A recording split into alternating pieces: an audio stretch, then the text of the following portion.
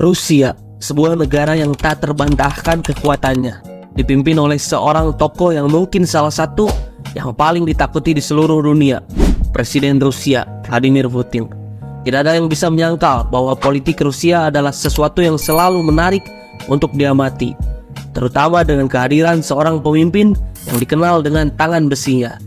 Dengan sejarah panjangnya yang penuh intrik dan kekuatan militer yang kuat, Rusia terus menjadi pusat perhatian dalam politik global.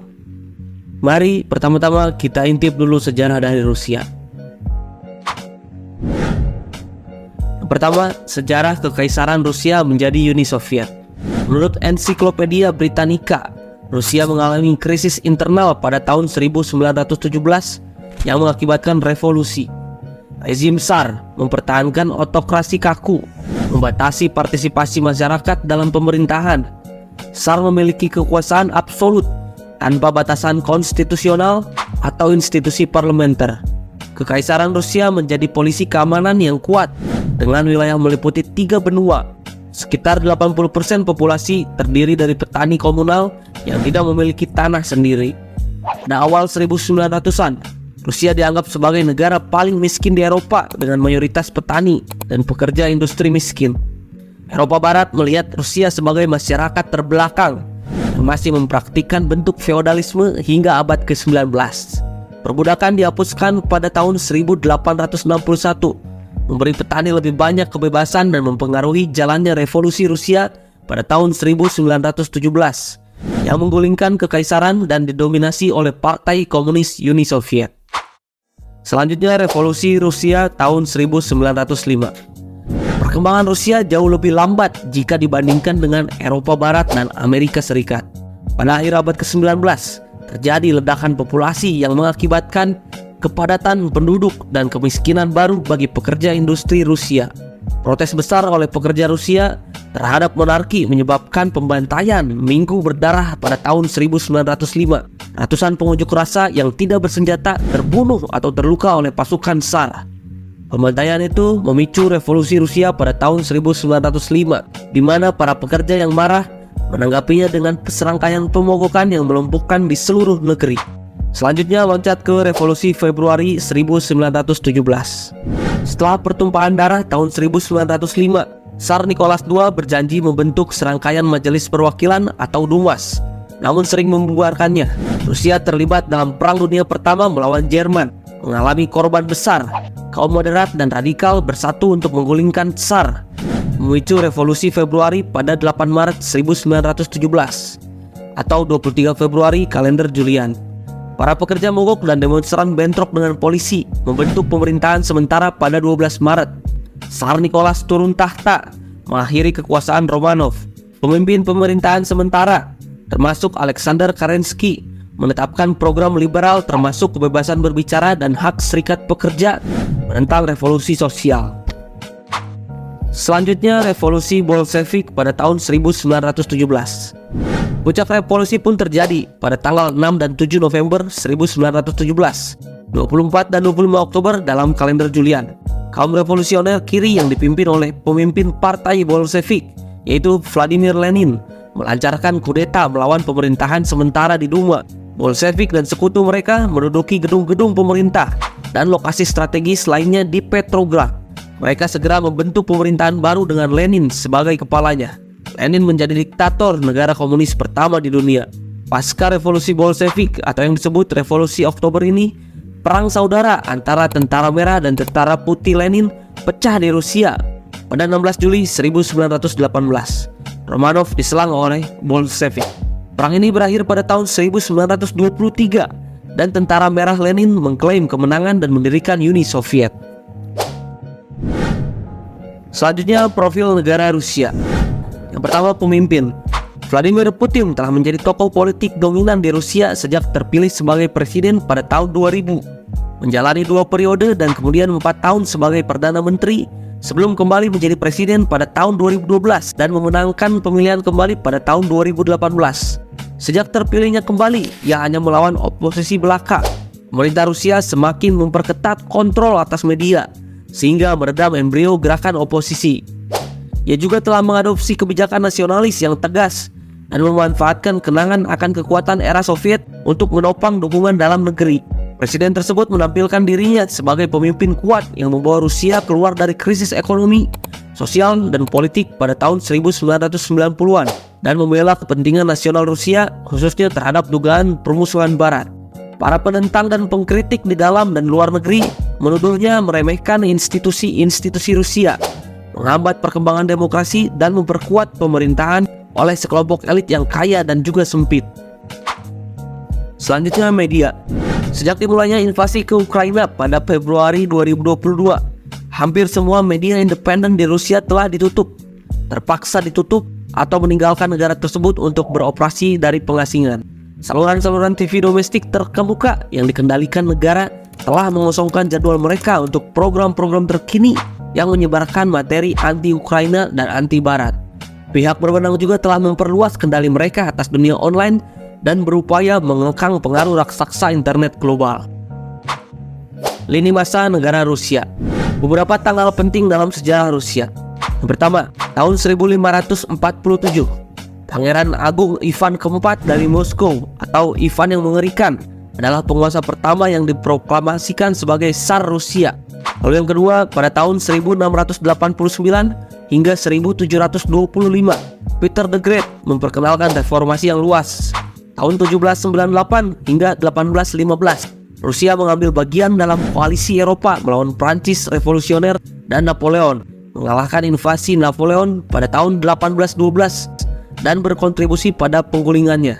Lalu tahun 1853 hingga 1857, Rusia mengalami kemunduran dalam upaya merebut wilayah Kekaisaran Ottoman yang mengalami kemunduran melalui kekalahannya dalam Perang Crimea. Tahun 1904 hingga 1905, ekspansi Rusia di Manchuria berujung pada perang dengan Jepang dan revolusi tahun 1905 yang memaksa Tsar Nicholas II untuk memberikan konstitusi dan membentuk parlemen, Duma. Lalu tahun 1914, persaingan Rusia-Austria di Balkan berkontribusi terhadap pecahnya Perang Dunia Pertama, di mana Rusia berperang bersama Inggris dan Prancis. Tahun 1917, Nicholas II turun tahta.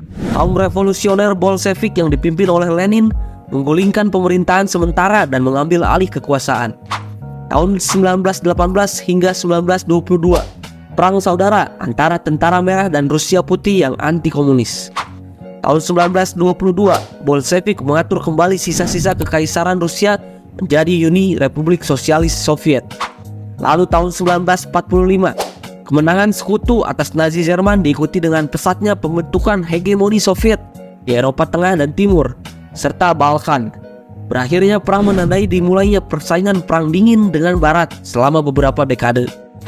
Tahun 1953, kematian diktator Joseph Stalin mengantarkan pemerintahan yang kurang represif di dalam negeri, meskipun dominasi politik partai komunis tetap ditegakkan. Lalu tahun 1991, Rusia merdeka setelah runtuhnya Uni Soviet dan bersama dengan Ukraina dan Belarusia membentuk persemakmuran negara-negara merdeka yang akhirnya diikuti oleh sebagian besar negara bekas Republik Soviet. Lalu tahun 2000, Perdana Menteri Vladimir Putin mengambil alih jabatan presiden setelah pengunduran diri Boris Yeltsin, memulai reorientasi Rusia dari demokrasi dan kerjasama dengan Barat menuju politik yang lebih nasionalis dan otoriter. Lalu tahun 2014, Rusia merebut wilayah Crimea di Ukraina. Lalu tahun 2015, Rusia memulai intervensi bersenjata di Suriah untuk mendukung sekutunya Presiden Bashar al-Assad. Lalu yang terkini tahun 2022, Rusia menginvasi Ukraina, memicu pertikaian timur dan barat terbesar sejak Perang Dingin. Selanjutnya ada fakta unik tentang negara Rusia. Yang pertama, Rusia mempunyai jalur kereta api terpanjang di dunia. Selain jadi negara terbesar di dunia, Rusia juga jadi negara yang memiliki jalur kereta api terpanjang di dunia. Jalur kereta api terpanjang adalah kereta api Trans-Siberia yang membentang dari Moskow hingga Vladivostok. Panjang jalur kereta api tersebut mencapai 5.772 mil. Berikutnya, Rusia memakai dua kalender. Sebagai negara terbesar di dunia, Rusia menggunakan dua kalender untuk menentukan hari dan tanggal. Tak hanya menggunakan kalender Masehi, Rusia menggunakan kalender Julian Sebagai informasi, kalender Julian adalah kalender yang telah ada sejak abad ke-16. Semua negara di Eropa menggunakan kalender ini. Kalender Julian juga diperkenalkan oleh Julius Caesar. Berikutnya, di Rusia banyak kucing yang tinggal di museum. Kucing merupakan hewan yang paling sering dan mudah ditemukan dimanapun. Kalau di negara Indonesia, kucing diadopsi oleh satu keluarga. Lain halnya dengan di Rusia. Di Rusia, kalian akan menemukan ribuan kucing tinggal di museum bernama Hermitage. Staf museum merawat kucing-kucing di sini dengan baik. Jika kalian berniat mengadopsi kucing, maka harus melewati pendaftaran secara resmi di website Museum Rusia.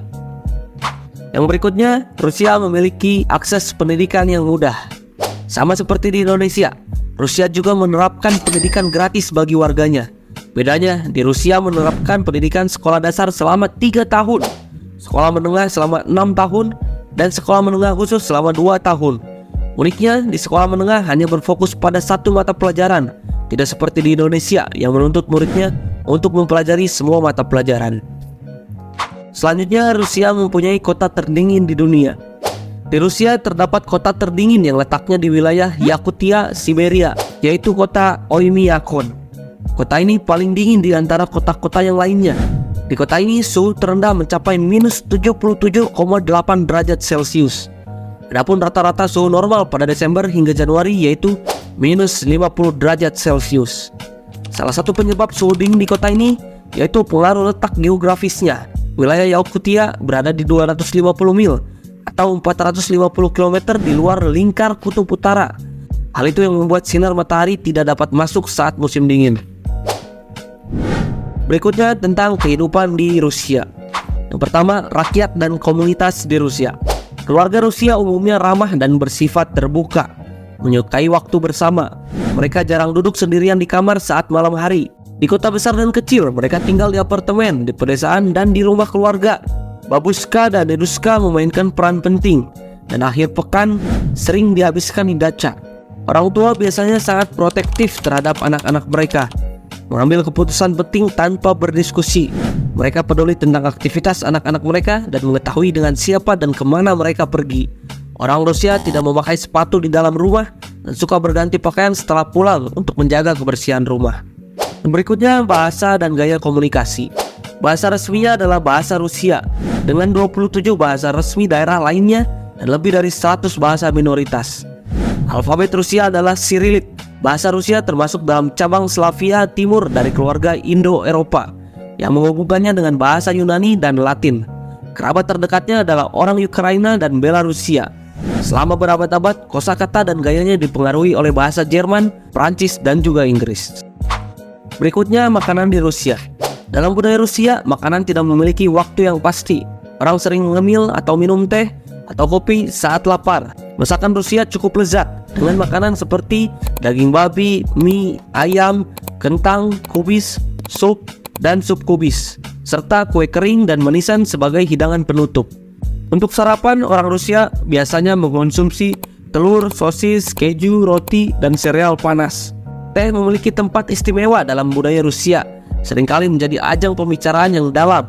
Inilah cara yang sangat sering dilakukan oleh orang Rusia untuk berdiskusi atau mengekspresikan perasaan dengan orang lain. Orang Rusia juga bisa meminum teh beberapa kali sehari. Nah, mungkin pembahasan kita untuk negara Rusia cukup sampai di sini aja ya, teman-teman. Untuk pembahasan berikutnya nanti kita akan upload lagi di lain waktu. Untuk teman-teman yang punya komentar ataupun pengalaman ataupun pengetahuan tentang negara Rusia yang belum kita sebutkan, boleh langsung tulis di kolom komentar. See you.